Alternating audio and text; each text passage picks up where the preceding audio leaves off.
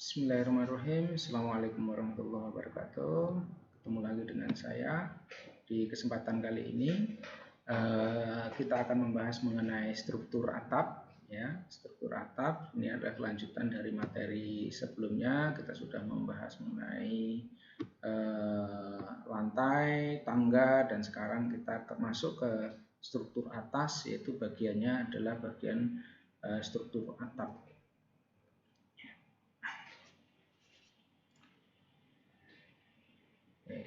Dalam perencanaan struktur atap ini di mana struktur atap itu merupakan bagian dari struktur bangunan gedung yang berfungsi sebagai pelindung dari bangunan beserta isi dari bangunan tersebut dari panas matahari, hujan, pengaruh iklim, cuaca, dan lain sebagainya. Dalam suatu rencana bangunan gedung, gambar bentuk atap itu mulai terlihat atau mulai direncanakan sejak tampaknya, ya, gambar tampak, ya. Jadi baik dari tampak depan, samping ataupun belakang. Jadi dari tampilan itu kan kita sudah tahu atapnya itu modelnya seperti apa, bagaimana bentuknya. Ya, dari tampak itu kita sebenarnya sudah mengetahui. Dan untuk mendetailkannya, ini nanti di breakdown lagi ke dalam sebuah gambar potongan, di mana bentuk atap secara lebih rinci daripada gambar tampak tadi, itu diperlihatkan lebih mendetail. Komponennya apa saja, ukurannya berapa, dimensi dari komponen-komponen itu apa saja, berapa, itu nanti lebih detail lagi di gambar potongan.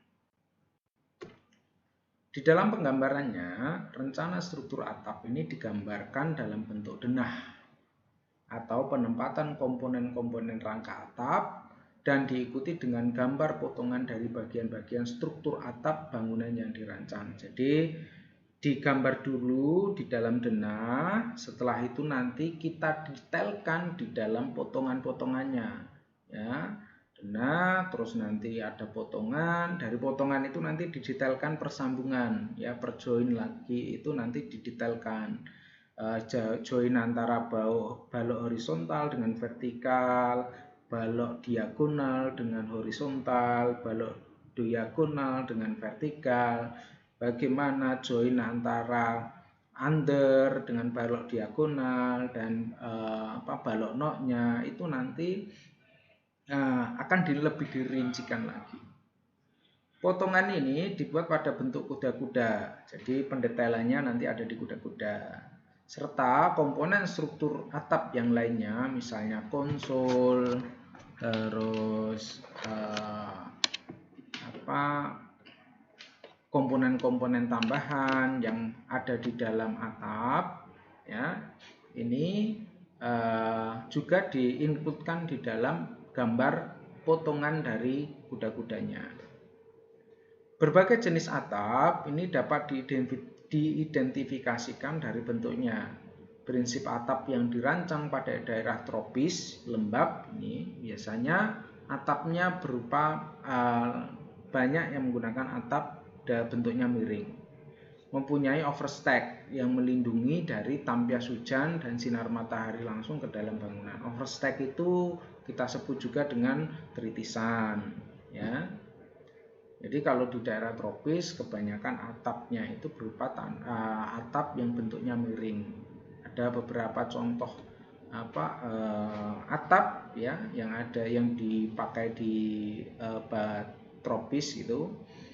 Ya, banyak sekali ada atap tradisional seperti Padang, di Padang itu kan, terus di Jawa terkenal dengan joglonya, terus di Papua, di Kalimantan, semuanya mempunyai bentuk yang mempunyai ciri khas. Berbagai jenis atap ini dapat diidentifikasikan dari bentuknya. Prinsip atap yang dirancang pada daerah tropis atau lembab atau wet tropical area adalah atap miring serta mempunyai overstack yang melindungi dari tampias hujan dan sinar matahari langsung dari bangunan.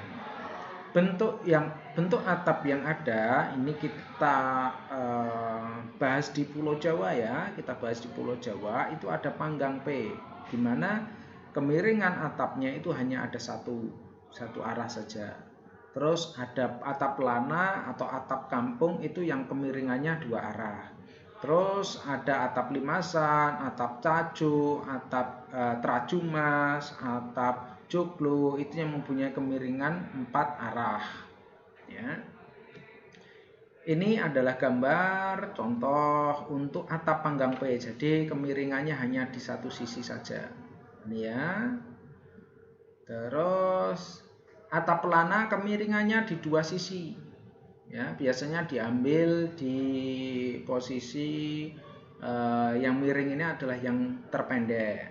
Ya, terpendek terus memanjangnya di sini yang bentangnya panjang. Tetapi tergantung juga nanti dari si pendesainnya. Ya, si pendesainnya siapa? Apakah kita?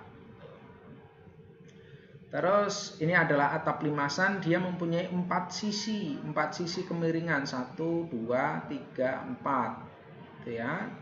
Atap limasan trajumas, jadi ada perbedaan elevasi di sini antara kemiringan yang 1, 2, ini ada perbedaan elevasi. Biasanya di bagian bawah ini lebih landai dan bagian atas ini lebih curam. Ini yang kita sebut dengan atap limasan trajumas. Terus ini adalah atap joglo. Yang membedakan antara limasan dengan joglo itu biasanya di tumpang sarinya. Tumpang sari itu adalah balok yang berada di posisi tengah di sini yang mengelilingi ini ya. Ini bagian sini ada kolomnya, kolom 4 di 4 kolom tengah, terus atasnya ada balok tumpang sari. Balok tumpang sari itu biasanya jumlahnya ganjil, mulai dari 3, 5, 7, 9, kelipatan ganjil biasanya. Itu didesain mungkin karena ada filosofi ya, filosofi bagaimana membuat baloknya tersebut. Ya, itu desainnya untuk atap joglo biasanya untuk balok tumpang sarinya jumlahnya adalah ganjil. Ini atap tajuk. Atap tajuk ini banyak digunakan untuk masjid biasanya ya, karena bentuknya bentuknya bangunannya itu adalah persegi ya, ukurannya sama, maka kemiringan, karena kalau untuk atap 4 kemiringan ini, apalagi kalau limasan itu biasanya harus 4 kemiringan ini adalah sudutnya sama. Kalau kemiringan di sini 15 derajat atau 35 derajat, bagian sisi kanannya juga 15 derajat atau 35 derajat. Tuh, ini adalah untuk atap tajuk. Jadi dia menuju ke satu sisi, satu titik yang di tengah ini ya. Baik, itu tadi contoh-contoh dari atap ya, contoh-contoh dari bentuk atap. Terus selanjutnya adalah komponen atap. Saya membahasnya komponen atap yang di sini adalah komponen atap yang menggunakan bahan kayu. Ya. Yang pertama adalah kuda-kuda. Kuda-kuda itu adalah komponen struktur atap yang dibuat untuk menahan serta meneruskan beban penutup atap serta komponen-komponen pendukungnya serta meneruskannya kepada komponen struktur yang ada di bawahnya, yaitu kolom dan balok tepi. Prinsip dari konstruksi kuda-kuda itu adalah rangka berbentuk segitiga atau bukan segitiga. Ini tergantung dari bentuknya ya, tergantung dari desainnya, yang dikelilingi oleh bentuk dari segitiga juga. Yang kedua, balok gording. Balok gording adalah komponen struktur atap yang berupa balok yang bertumpu langsung pada kuda-kuda serta merupakan tempat tumpuan dari balok usuk. Ukuran penampang gording kayu umumnya yang dipakai itu adalah 8/12 cm persegi. Jika bentangnya tidak lebih dari 3,5 meter, makanya nanti jarak antar kuda-kuda maksimal itu adalah 3,5 meter untuk normalnya apabila kita mau menggunakan kayu dengan ukuran 8/12. Yang ketiga adalah usuk. Usuk ini adalah komponen struktur atap yang merupakan balok yang berada di atas balok gording serta merupakan tempat bertumpunya reng. Usuk ini umumnya menggunakan kayu dengan penampang ukuran 57 ataupun 46. Ya, bentang dari tiap usuk, ya, jarak antar usuknya maksimal untuk panjang usuknya ini maksimal adalah 2,5 meter. Ya, apabila lebih dari kemiringannya lebih dari 2,5 meter, maka ditambah lagi dengan gording. Ya. Yang selanjutnya yang keempat adalah reng. Reng ini adalah komponen struktur atap yang merupakan tempat bertumpunya penutup atap yang berupa genteng, sirap, asbes, dan lain sebagainya. Jarak reng ini disesuaikan dengan ukuran genteng atau penutup atap yang dipergunakan. Bentang reng juga disesuaikan dengan penutup atapnya. Misalnya seperti ini. Genteng beton itu range ukurannya itu antara 28 sampai dengan 32 cm. Ya, kita mau menggunakan ukuran yang berapa? Misalnya gentengnya tersebut ukurannya jaraknya adalah atau panjangnya genteng itu adalah 28 cm, berarti jarak rengnya ini kita juga harus 28 cm. Ini ya, jadi sebelum menentukan jarak reng, kita harus mempunyai dulu jenis atapnya, jenis penutupnya. Penutupnya mau menggunakan apa? Mau menggunakan genteng ukuran berapa? Ya, ini harus kita tahu dulu agar nanti pada saat pengaplikasian pemasangan genteng itu tidak terjadi kesalahan, misalnya jarak rengnya terlalu rapat atau jarak rengnya terlalu longgar. Jika menggunakan genteng, bentang reng maksimal adalah 40 cm. Ini tergantung dari jenis gentengnya ya. Kalau di genteng beton itu range-nya tadi 28 sampai dengan 32. Mungkin ada yang lebih panjang tapi ini sangat tidak recommended. Artinya semakin panjang gentengnya, ini kan lendutan pada gentengnya juga akan lebih besar. Biasanya orang akan lebih memilih jarak rengnya itu yang rapat. Itu karena nanti akan mempengaruhi juga terhadap kekuatan dari struktur atapnya tersebut. Jika menggunakan sirap, bentang reng ini maksimal 50 cm. Ukuran penampang reng pada umumnya 23 atau 34, ya, 2 kali 3 cm atau 3 kali 4 cm. Untuk perletakan reng pada bagian ujung atas, ya, dan bagian ujung bawah dari struktur atap selalu diletakkan berdiri. Ini fungsinya agar pada bagian bawah itu genteng itu tidak mudah lepas, ya. Sedangkan pada bagian lain selalu diletakkan pada posisi yang tidur.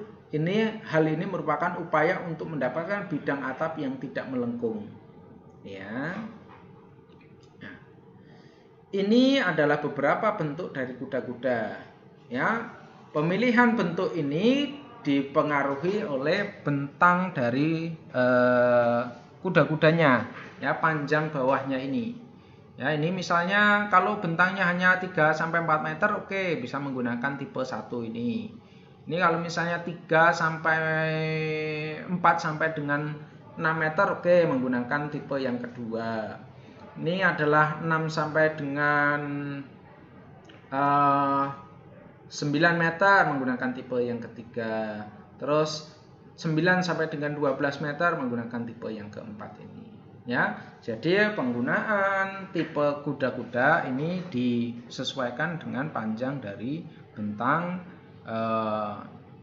bawahnya. Seperti itu. Baik. Ini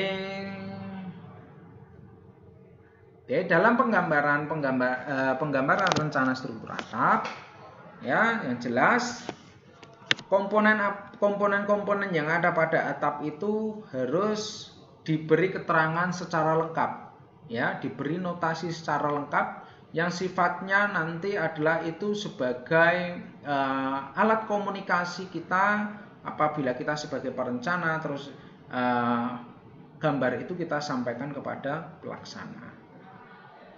Oke, yang pertama, gambar rencana struktur atap adalah suatu gambar rencana yang berbentuk denah yang menggambarkan perletakan berbagai jenis komponen struktur atap yang dibuat untuk suatu bangunan gedung dengan ukuran dan skala yang benar serta dilengkapi dengan notasi-notasi yang bersifat normatif. Kita lihat dulu, jadi kalau struktur atap dibuat denahnya dulu, terus detail kuda-kudanya, terus detail potongan setiap sambungan. Dari gambar rencana struktur atap ini, pada nantinya seorang kontraktor bangunan akan dapat melaksanakan sesuai dengan hal-hal yang telah tergambar dan tercantum di dalamnya. Syarat penggambarannya digambar dengan ukuran dan skala yang benar, diberi notasi yang lengkap, termasuk notasi yang berupa grid struktur atap pada bagian struktur atap yang berbeda ukuran maupun jenisnya. Diberi notasi garis tepi atap pada bagian-bagian yang melingkupi suatu bangunan. Penggambaran garis komponen struktur atap sesuai dengan penampakan yang ada.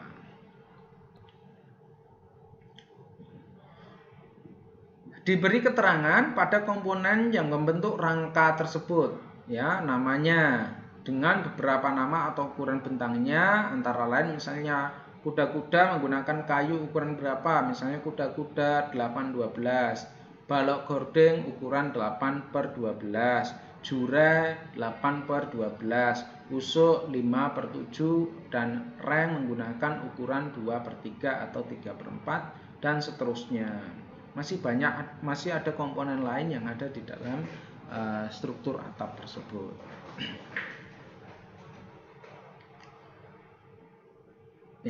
Sebelum saya lanjut, ya, di pertemuan kali ini tolong nanti dibuatkan resume terkait dengan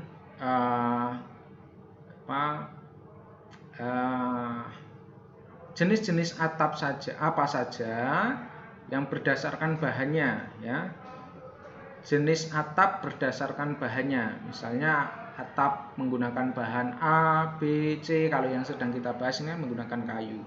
Nah, tolong nanti dibuatkan resumenya, terus nanti dikumpulkan sebagai indikator saya bahwa apa yang saya sampaikan ini bisa mencapai CPMK-nya. Jadi nanti saya tuliskan, ya, saya tuliskan di sini. Yang harus dibuat adalah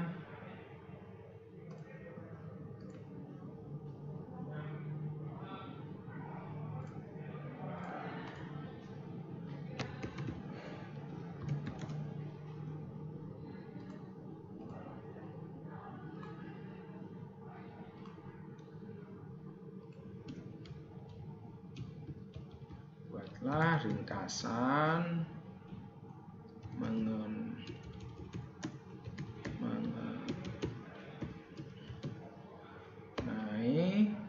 satu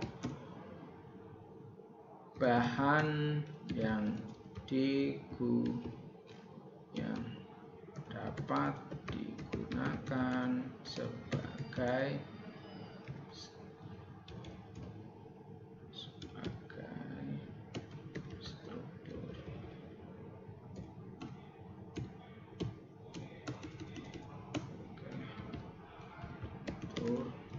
atap. Yang kedua, berikan contoh gambar untuk gambar dari atap, bahan atap tersebut, bahan atap dan bentuk konstruksinya.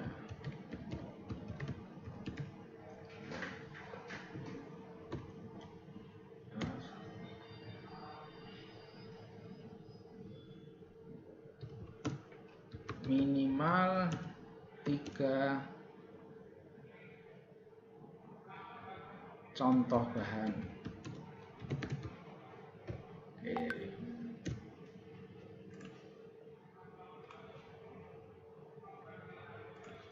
Ya, ini tolong nanti dibuatkan resume, jadi kalian bisa cari referensi materi, ya.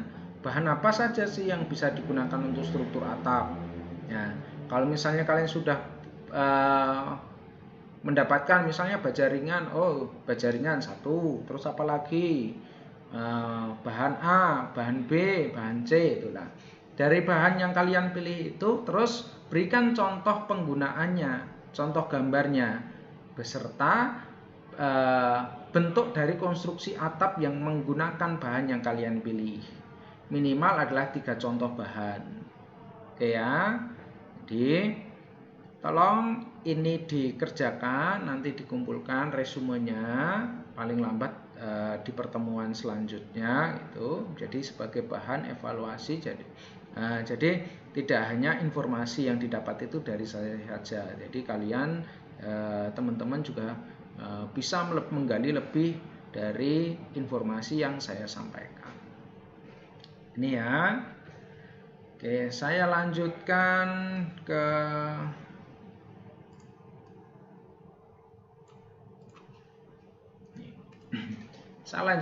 mengenai denah rencana atap dengan bahan menggunakan kayu. Oke, di sini ada beberapa komponen, ya, beberapa komponen struktur atap, denah atap. Yang pertama adalah kuda-kuda.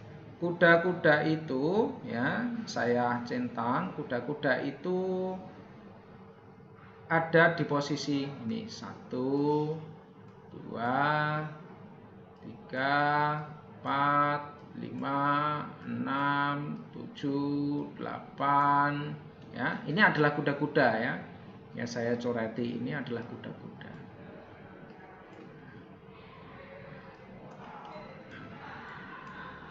Ini kuda-kuda. Yang warnanya merah saya coreti ini adalah kuda-kuda.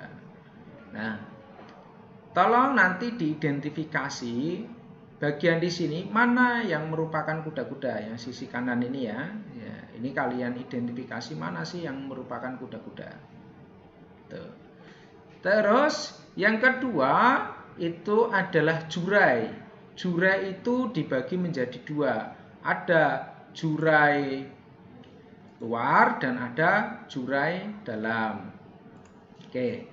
Yang dimaksud dengan jurai itu adalah ini yang saya coret hijau. 1, 2,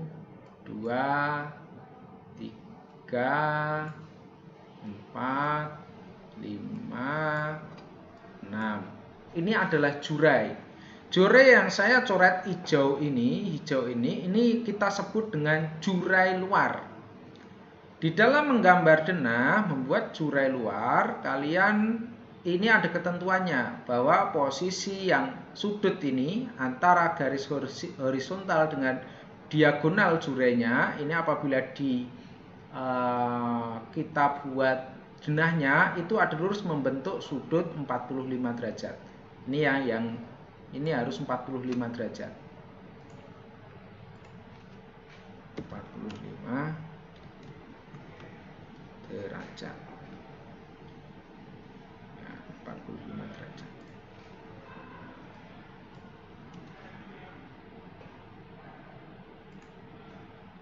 Oke, ya.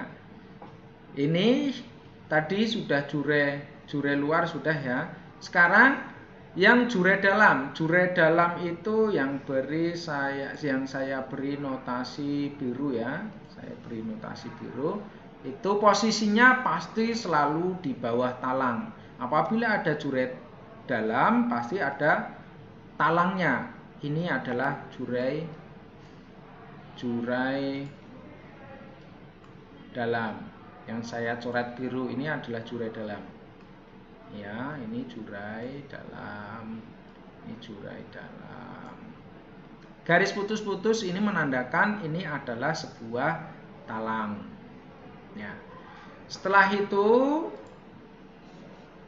tadi komponen kuda-kuda, jure luar, jure dalam, setelah itu adalah gording. Atau balokno. Balokno itu adalah balok yang ada posisinya paling atas, ya, paling atas dari struktur kuda-kuda. Posisinya ada di sini. Ini adalah balokno. Mohon maaf ya. Nah, ini balokno ini. Nah, ini adalah balokno. Ya. Terus yang tadi agar bentang usuknya itu tidak terlalu panjang, maka harus diberi gording agar agar usuknya tidak terjadi lendutan yang tinggi. Maka ini yang kita sebut dengan gording. Yang saya coret pink ini ya, ini gording. Ini gording, ini gording. Terus usuk itu adalah yang ini, yang jarak ini ada jaraknya ya. Ini ada jaraknya maksimal. Ini yang saya lingkari hijau tua itu adalah usuk. Setelah usuk itu adalah reng. Reng itu posisinya ada di atas usuk ini, di atasnya sini. Ya. Jadi kalau nanti kita gambarkan ke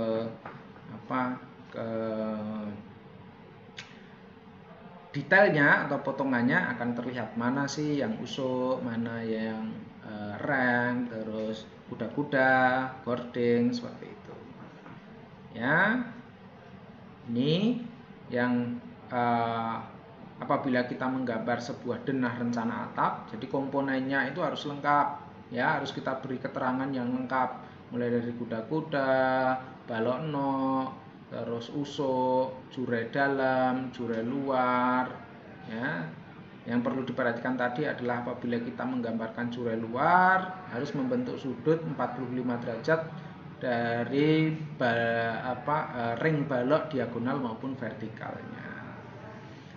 Ini agar kemiringan dari keempat sudutnya apabila kita menggunakan atap limasan itu menjadi sama, ya. Kalau dari atas ini kemiringan gordingnya sudah 45 derajat, otomatis kemiringan dari keempat sudut ini juga akan sama.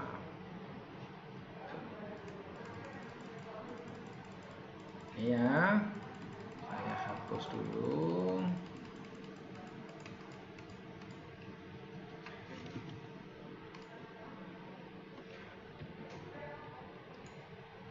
Lanjut. Ya.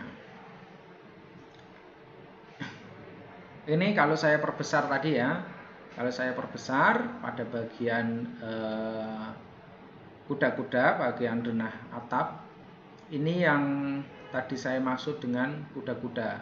Posisi kuda-kuda itu yang paling baik itu adalah posisinya dia menumpu di atas kolom, agar semua beban yang diterima oleh kuda-kuda tersebut bisa terserap atau bisa langsung dilanjutkan ke kolom dan diteruskan ke pondasi.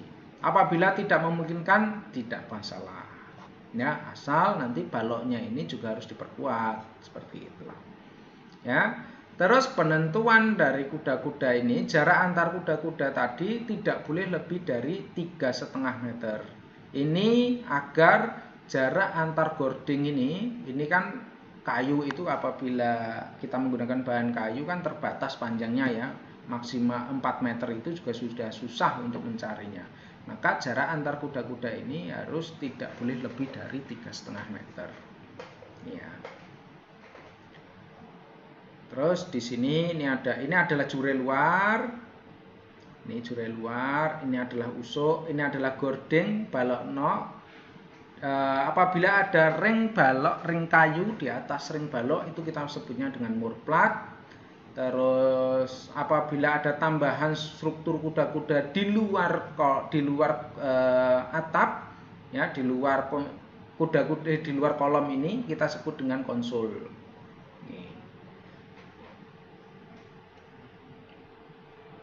Ini tadi ya. Ini adalah jure dalam, di mana di atas jure dalam itu pasti ada talangnya. Nih, ini adalah jure luar, ini jure dalam. Ya.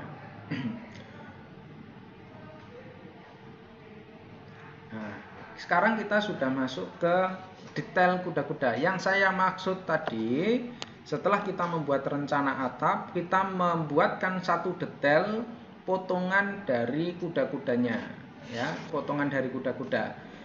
Yang dimaksud dengan kuda-kuda itu adalah satu komponen ini yang membentuk segitiga ini, ya, yang membentuk segitiga ini. Nah, dari komponen kuda-kuda ini nanti ada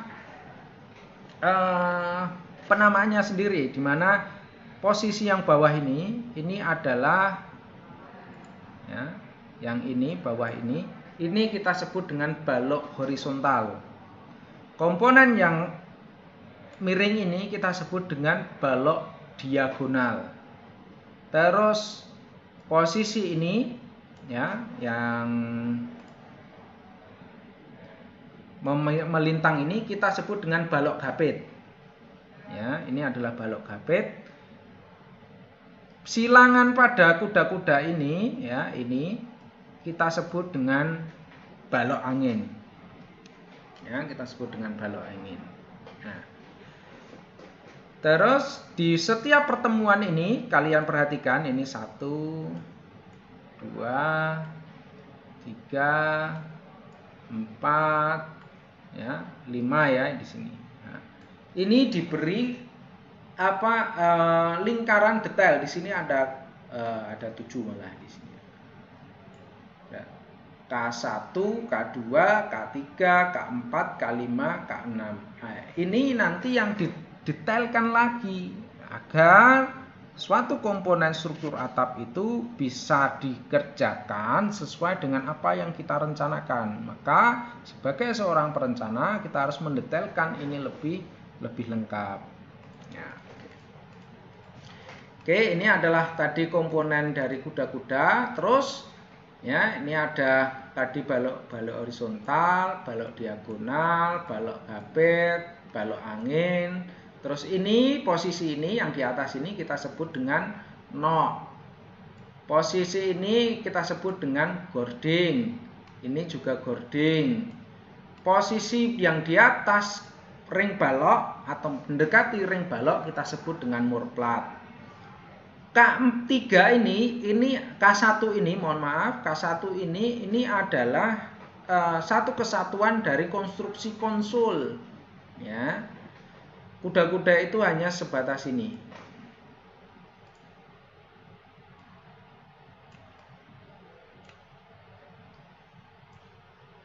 Ini adalah kuda-kuda. Bagian 1, 2 yang dilingkari K1 sama K6 itu sudah masuk ke konstruksi konsul karena ada tambahan ini. Oke. Setelah itu coba kita lihat ke detail K1. Ya, ke detail K1. Detail, oke, detail K1. Oke, ini ya detail K1. Ini adalah detail dari detail K1, di mana K1 itu merupakan detail dari konsul. Di sini kalian lihat pada posisi ini, ya, pada posisi di sini, balok diagonal itu dia tidak langsung menurus dari atas sampai dengan bawah sini, tapi dia terputus pada bagian ini. Ya, jadi terputus pada bagian ini yang saya garis merah ini, ya. Bagian atas ini hanya satu saja, satu balok ukuran 8x12. Coba dilihat di sini ya, kuda-kuda 8x12. Tapi posisi yang setelah paku ini kan ada 2 titik ya, baut atau paku atau sambungan ini adalah balok apit, di mana ukurannya adalah 26/12. Jadi ada 2 balok, ya, ada 2 balok.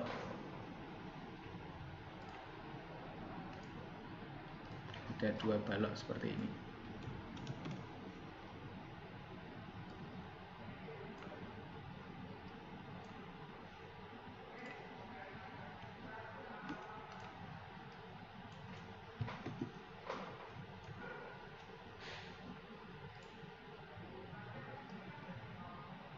Nah, ini ya, jadi menggapit yang di atas itu digapit di tengah-tengahnya ini. Nah, di tengah-tengahnya ini. Asumsinya seperti itu. Ya. Pada bagian ujung ini agar terlihat rapi, maka diberi les plan. Di sini jarak rengnya 35 cm karena menyesuaikan dengan jarak gentengnya. Di sini ya, gentengnya ini kan 35. Ya, jarak antara pengait genteng sampai dengan ujungnya ini ada space, biasanya ada 2-3 cm ini untuk gentengnya. Ya. Adalah usuknya 5/7 ya, dimana posisi usuk tadi adalah di atas dari gording. Ini kan gording ini. Ini adalah gording. Ini gording.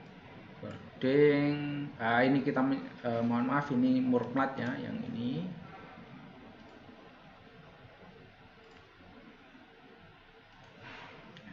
Adalah gording. Nah, pada posisi di sini ya, ini ada balok, ada plat baja.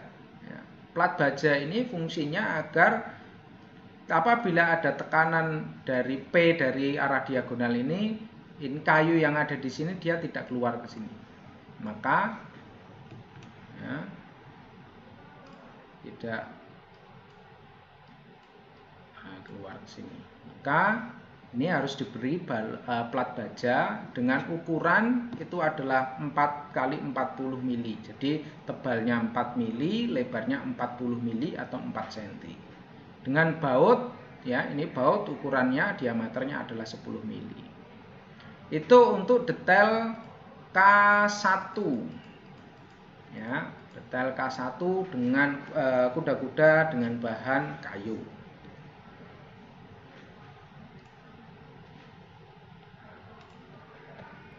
Sekarang masuk ke detail K2. Nah, detail K2 di sini ya, ini adalah ya, ini adalah gording. Terus di sini ini kan ada pertemuan antara balok diagonal yang arah ke sisi kiri dengan balok diagonal yang dari arah vertikal ke sini ya tadi ya. Nah, di sini ini ada sambungan. Ada sambungan, terus di luar sambungan itu diberi balok gapit dengan ukuran 2 x 6/12. Ini untuk detail K2. Ya. Untuk detail K4 ini adalah sambungan dari balok horizontal. Itu kita harus buat seperti ini. Panjang penyambungnya, balok penyambungnya minimal adalah 1 meter. Terus diberi baut, jumlah bautnya ada 6. 1, 2, 3, 4, 5, 6 dengan baut diameter 10 mili. Terus ada plat baja yang mengarah ke arahnya ke vertikal seperti ini. Ya. Oke, ini adalah detail K4.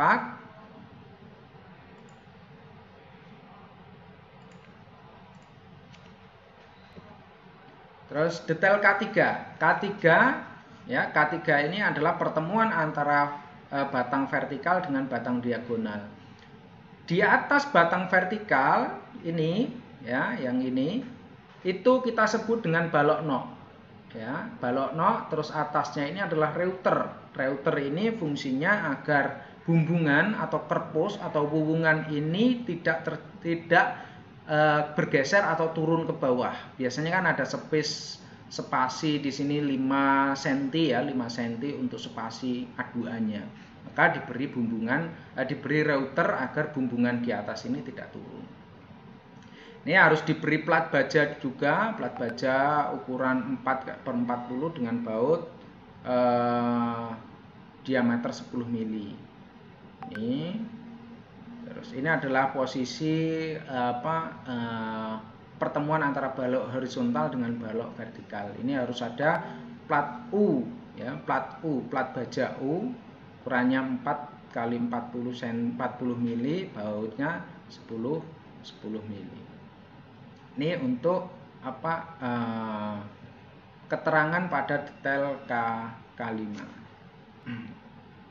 Itu terus yang terakhir adalah yang berhubungan dengan talang. Ini apabila ada talang biasanya menggunakan talang galvalum itu, kalau talang galvalum atau PVC ya, ada tambahan konstruksinya hampir sama dengan konstruksi konsul, hanya yang membedakan adalah di sini yang konstruksi konsul tadi bentuknya diagonal, ini adalah horizontal.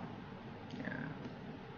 Tapi ini alternatif apabila tidak perlu menggunakan talang ya tidak apa-apa. Ya misalnya, tapi kalau misalnya ini berhubungan dengan batas tetangga, mau tidak mau harus diberi talang, ya harus diberi konstruksi talang. Ini salah satu contohnya ya, salah satu contohnya.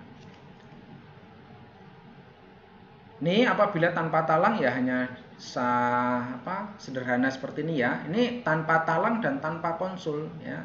Kita lihat di sini. Ini jadi balok diagonal tadi dia hanya berhenti di akhir dari di atas ring tersebut. Nih. Itu materi kita hari ini, semoga bermanfaat dan tolong dipelajari, dicari informasi-informasi yang saya minta tadi, di resume apa yang saya minta tadi sebagai bahan tambahan agar untuk kalian bisa menggali ilmu di luar apa yang saya sampaikan. Semoga bermanfaat. Saya akhiri, wassalamualaikum warahmatullahi wabarakatuh.